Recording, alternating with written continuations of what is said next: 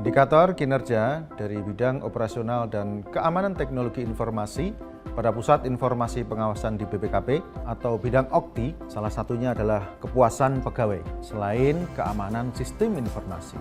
Survei pada semester 2 tahun 2022 menunjukkan bahwa layanan internet adalah layanan yang paling banyak disorot oleh pegawai BPKP sebagai layanan yang belum memuaskan, baik ketersediaan maupun kecepatan.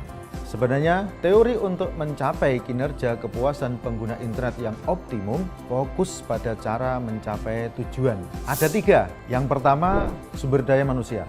Yang kedua, prosedur. Dan yang ketiga, teknologi.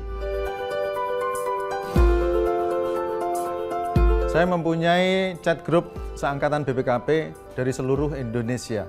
Dari situlah semua bermula ketika di dalam grup diskusi yang berkembang adalah internet lemot karena keterbatasan bandwidth. Dan saya adalah objek penderita di dalam grup tersebut. Apa-apa yang berkaitan dengan internet lemot selalu yang dipersalahkan adalah bandwidth yang kurang. Saya pikir narasi yang berkembang harus diolah kembali karena sumber masalah bisa berasal dari 4 kemungkinan.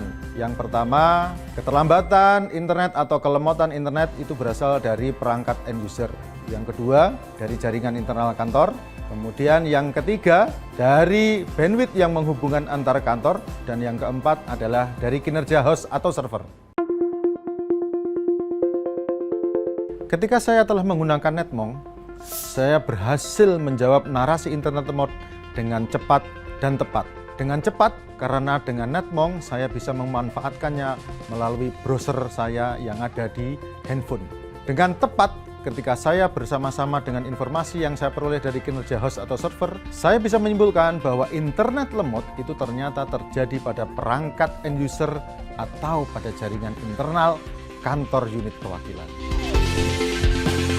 Netmong membantu identifikasi alert atas traffic yang tidak normal, ada histori dan ada real time.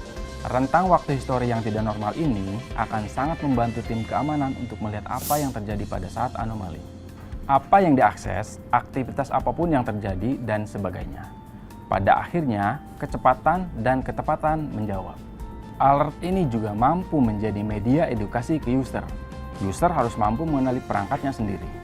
Fitur web API di Netmong dimanfaatkan sebagai dashboard untuk memantau status up ataupun down aplikasi-aplikasi BPKP yang dipakai dalam proses bisnis pengawasan ataupun non-pengawasan.